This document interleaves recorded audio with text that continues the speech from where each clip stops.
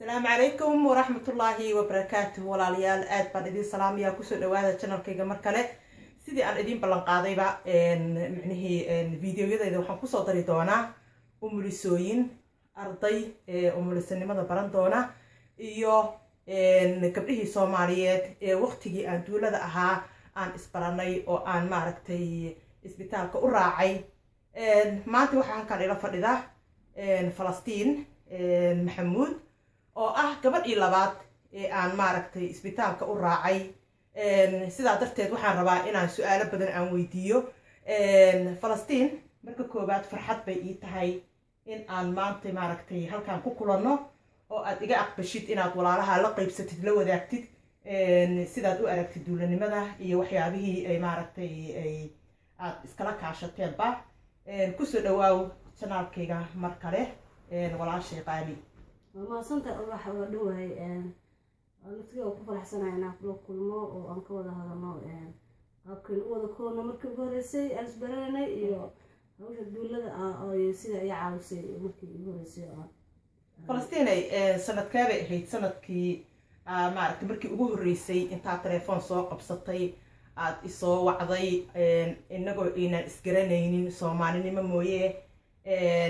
يعني حكاية هيد ماشي أكتسر مقشي إن أي تيران قبل دولوينا أو سوماليات أو لغة الصومالية كقاعد ليا. وحيرت ودك واحد سوق لو بدي كوني توانكي لو بدي كوني كوي تو لبي توانكي بينكي آن أوك يشيو مسيو جودا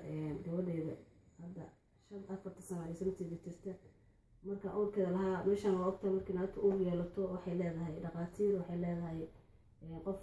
si khaas ah oo umulsa oo la kulanto naataas ay sheegto umulsadaaba ay sheegtay in gabdho ka caawiya luqadda haday tahay haday ka caawiyo staalka markii la tiriyo qaabka linka naataas ay sheegtay umulsada ay sheegtay marka waxay soo siisay warbixintii ahayd gabdho waraaq ay ku qoran tahay magacyadooda oo tiro badan marka gabdhii qoyb Soomaaliga ahayd baan galay adiga ayaan ka helay asaas aan ku soo helay oo ku soo wacay waa inuu ku kulmay kadib markaan linkii soo dhawaaday istaalka waan wada tagnay alxamdulillah aad baa ii caawisay duuladu waxay ku fiican tahay waxa laga caawinayaa koow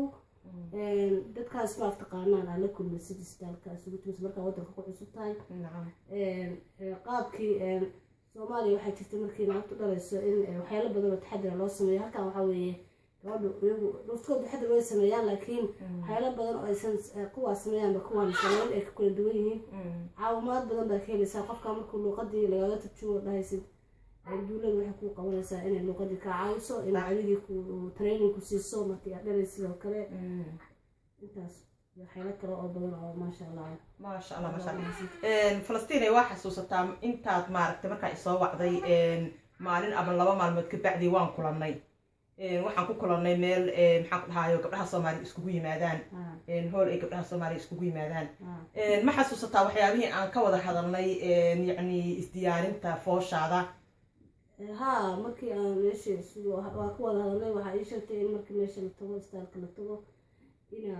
neefsanaysid ina maaragtay jimicsi sameynaysid ina maaragtay soconaysid maaragtay socodka iyo jimicsiga iyo neefsiga iyo inay caawiyaan hooyada dhalaysa si ilmuhu maaragtay degdeg ugu yimaadaan dadkana hawshooda ugu fududaato shaqada haya Falastiin gabdho badan ayaa waxay yiraahdaan gabadh foolanaysa oo xanuun haya miyaa neefsan kartaa bal waxay ku hadlayaan arag miyay dhaqdhaqaaqi kartaa miyay isdibcin kartaa arrintaas maxaa ka tiri taa been baa ka yiri because neefsashadu ilmahan way soo reexaysaa adigana waxay ku siinaysaa awood jimicsigu wuxuu sameeyaa ilmahan uu ka soo dedejinayaa jirkaagana uu furfurayaa jiifka ina jiifsid ina jimicsatid baa fiican sababtoo jiifka daashid inuu kula jiifsanaya laakiin markaas socotid inuu dhaqdhaqaaq sameeyaa inuu soo baxo uu isu diyaarinayaa oo isku soo degdego banaanka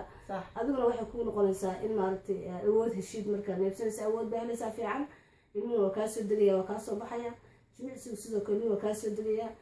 chief horta daawo ma ahanba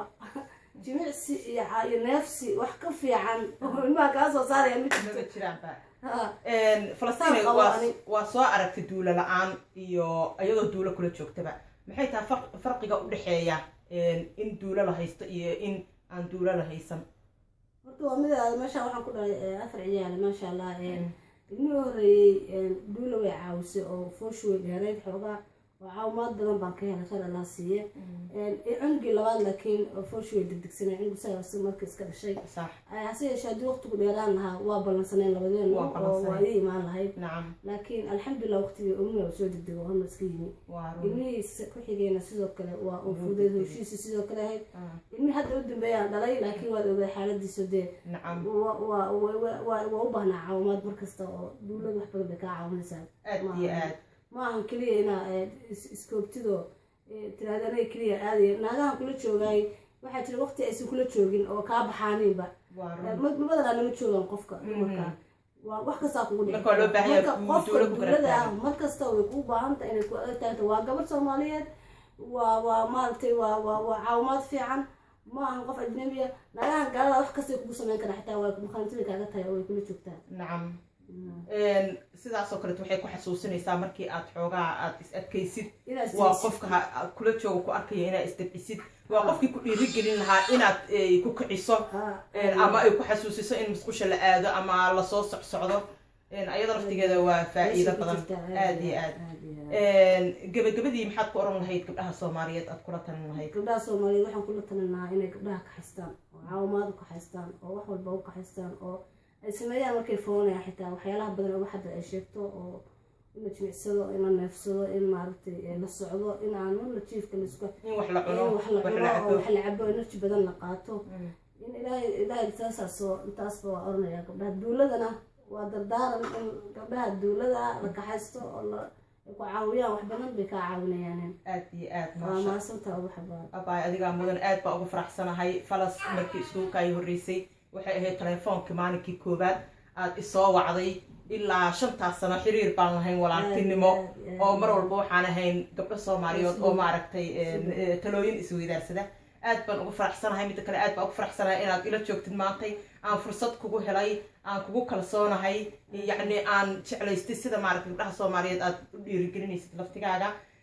haddana waxaan rabaa inaan soo qabto beebigii ugu dambeeyay oo dhashay Falastiin lixdii maxaa ku dhahayo November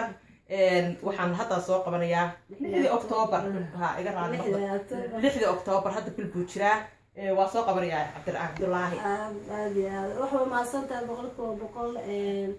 waxaan isu soo raacnay abaalmarin la guddoonsiinayay madaxa shaqadeeda oo aan ku casumay xafladaas xalanimi Stockholm ma sha Allah maanta waa joognaa galinka dama baxayna aad baa ma santiin dhamaantiin aniga beebiskay waan kala ayo wax qabo saytu soo kale beebigan Cabdullaahi wuxuu jiraa bil alxamdulillah waa la joogay Falastiin markii dhalaysay run ahaantiina waxaan dareemayay markaan u imaaday in micnihii waliba waxa xasuustaa Falastiin markii aad dhashay ina ishumisay ma xasuustaa ka ku shumiya ina tiri waxa xasuustaa aad runtii ugu faraxsanahay gabar kasta Soomaaliyeedna sidaas oo kale ayay dareemaysaa in ay maaragtay farxad ay u tahay gabar walaasheeda oo la joogto oo garab taagan waan ku faraxsanahay Falastiin aad baa kuugu mahad celinayaa baby